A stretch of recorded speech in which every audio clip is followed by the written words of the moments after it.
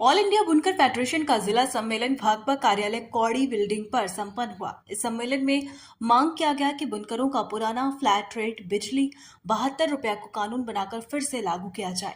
वह बुनकर वर्ग के वृद्ध जो 60 साल की आयु के ऊपर के हैं, उनको हर माह 10,000 रुपया पेंशन दिया जाए तथा बुनकरों का बिजली बिल को माफ किया जाए। वह बुनकरों के लड़कियों की शादी में कानून बनाकर शादी अनुदान राशि दिया जाए।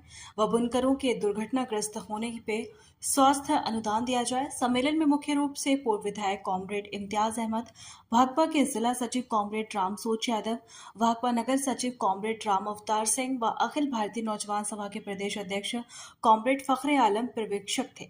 सम्मेलन की अध्यक्षता 3 सदस्यीय कमेटी ने किया। 15 सदस्यीय काउंसिल बनाई गई व सर्वसम्मति से कॉमरेड अनीस अहमद को बुनकर फेडरेशन का जिला अध्यक्ष व जमील अहमद के जिला सचिव बनाया गया।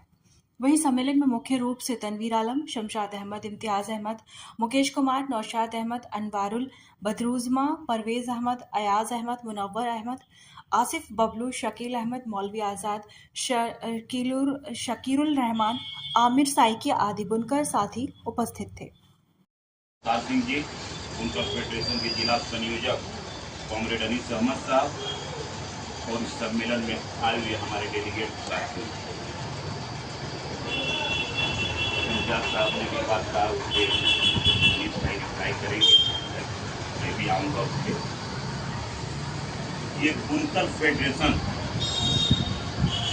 इसका बहुत ही गौरवशाली इतिहास रहा है कि किसी परिचय का मोहताज नहीं है।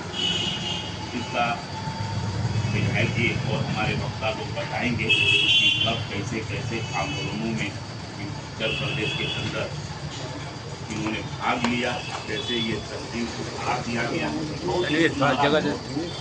साथियों, हमारे देश के अंदर सबसे मुख्य पेशा कृषि है, किसानी। और किसानी के बाद अगर दूसरे नंबर पे कोई पेशा आता है तो बुनकर।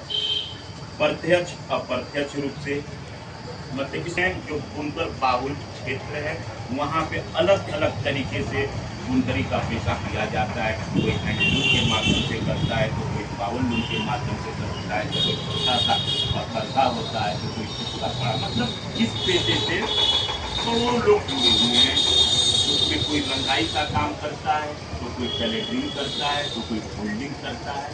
तो इससे मऊ का जो माहौल है, अगर बुनकर परेशान है तो यहाँ के आम जन भी परेशान है। रोजी रोटी का भी सवाल बुनकरिए से हुआ है। अगर बुनकर वर्ग खुश है तो यहाँ का आम जनता खुश है, तभी उनके चेहरे पर मुस्कान है। एक दौर था, हम लोग छोटे थे, यहाँ पे हमारे यहाँ भी 3 लूम था, मजबूरी के नाते बेचना पड़ा तीनों लोग।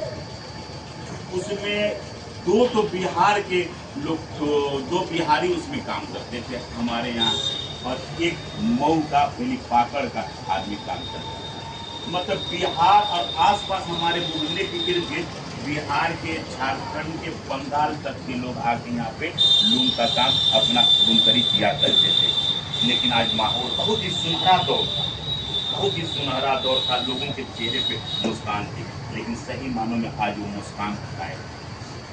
आज माहौल ऐसा हो गया है कि आज कभी हम लोग बिहार वगैरह यहाँ वहाँ के लोग सऊदी, दुबई, कुवैत जाते थे, लेकिन हमारे मोहल्ले में बाई चांस किसी के घर में कोई काम करने जाता था, मौके पर बाई चांस। लेकिन आज ये है कि नौजवान एक घर का 4-4 लोग विदेशों में हैं, चले गए। मोहल्ला का मोहल्ला उजड़ गया और सही मानों में बुनकर वर्ग पलायन कर रहा है, लेकिन सरकार का ध्यान इसके तरफ नहीं। क्यों? इसलिए नहीं है क्योंकि हम लोग संगठित हम लोग नहीं है। अगर हम लोग संगठित रहते तो ये माहौल, ये दौर हम लोग को देखना है। बहुत सा वर्ग है, किसानों का देखिए वो लोग संगठित हैं, मजदूरों का मिल में संगठित हैं, अपनी हर बात को मनवाते हैं। बहुत बड़ा लंबा किसान आंदोलन चला, सरकार को छूटना पड़ा, किसानों की बातों को मानना पड़ा। लेकिन आज एक दौर था कम्युनिस्ट पार्टी के नेतृत्व में। ये बुनकर फेडरेशन कोई राजनीतिक दल नहीं है, बस एक कम्युनिस्ट पार्टी के छत्र छाया में ये दल चलती है। एक बुनकर फेडरेशन के आसपास जो जिले के लोग हैं, पूर्वांचल के लोग हैं, उत्तर प्रदेश के लोग इस संगठन के माध्यम से संगठित हुआ करते थे। तो ये संगठन के लोग उनके लिए लड़ाई लड़ा करते थे, पीछे जनता रहती थी और ये लोग इंजन बन के काम करते थे। खुद ही लंबा इतिहास इन लोगों का सुनहरा दौर रहा है। विधानसभा का भी इन्होंने घेराव किया, कई मतलब चर्चा भी विधायक जी की, हमारे जिला मंत्री की चर्चा कई बार ये सब करते थे कि विधानसभा का घेराव हुआ, वहाँ पे बुनकरों का डिमांड को माना गया और बहुत सारा जी सामने यहाँ पे फोटो भी लगा। एक लंबा बुनकर फेडरेशन का ही है, लेकिन आज जरूरत है इस संगठन। बीमारियां हैं बुनकरों की, उसको कैसे हल किया जाए।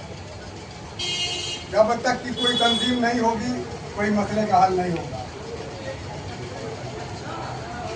भारतीय जनता पार्टी के लगातार योगी हुकूमत में जिस तरीके से मुसलमानों का इस्तेहसाल हो रहा है, उसमें मुसलमानों का भी पूरी तरीके से इस्तेहसाल हो रहा है। उससे इस्तेहसाल हो रहा है तो अपनी आवाज़ को तो हम कभी सड़क गर्म करके, कभी मांग पत्र देकर इसको पूरा किया जा सकता है। जो हमारी समस्या है, बुनकर फेडरेशन कोई नई कमेटी नहीं है। आपसे ये कहना चाहता हूँ कि आप अपने हक के लिए जब आप नहीं लड़ेंगे तो दूसरा क्यों आएगा। आप अपने हकूक को जानते हुए भी जब कोई पार्टी की कॉल आती है, बुनकर फेडरेशन की कोई कॉल आती है कि आप चलिए कलेक्ट्रेट पर धरना पर अपने बच्चों के साथ फिर मजाक करेंगे। मैं साथियों बतलाना चाहता हूँ, सन 1972 में ऑल इंडिया बुनकर फेडरेशन पूरे उत्तर प्रदेश के अंदर जो कमेटी बनी, उसके जनरल सेक्रेटरी कामरेड नजीरुल हसन हुआ करते थे। इसमें साबिक मेंबर असेंबली कामरेड इम्तियाज साहब का भी अहम रोल था। कामरेड झारखंडे राय मौलाना अब्दुल बाकी और कामरेड इस्तीफा हुसैन साहब, इन लोगों की मेहनत की वजह से जब बुनकरों में सन 1972 के अंदर बुरी हाल हो गई, इनका माल और साड़ी बिकना बंद हो गया और इनको दूध टाइम से नहीं मिलता था, तो पूरे उत्तर प्रदेश के अंदर एक आंदोलन चला। उस आंदोलन की रूपरेखा तैयार करने में गोरखपुर, बस्ती, गोंडा, टांडा, गोरखपुर और दीगर जो मुस्लिम बुनकरों का पेशा है, तमाम लोग इकट्ठा हुए और उसी सन 1972 के अंदर उत्तर प्रदेश के अंदर पंडित कमलापति त्रिपाठी जी वजीर आला थे और वजीर खदारा नारायण दत्त तिवारी जी थे। बुनकरों का एक सैलाब गुंडा पूरे उत्तर प्रदेश से तैयारी करके जिस पार्क के अंदर लखनऊ में मीटिंग होती थी, आंदोलन होता था, उस आंदोलन के अंदर पूरे उत्तर प्रदेश से 30-32 हज़ार का मजमा इकट्ठा हुआ और जितनी डिमांड थी, मांग थी, उसको गवर्नमेंट को करना पड़ा। हालत ये थी कि हेलीकॉप्टर के जरिए बुनकरों का जो सम्मेलन का जमावड़ा हुआ था, वहाँ पर तमाम लोग इकट्ठा होके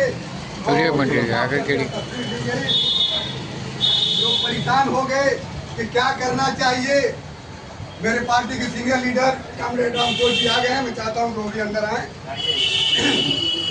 तो हेलीकॉप्टर से उनकी तस्वीर ली गई। उसके बाद जो हमारी मांगे थी, उस मांग को मैं बतलाना चाहता हूँ।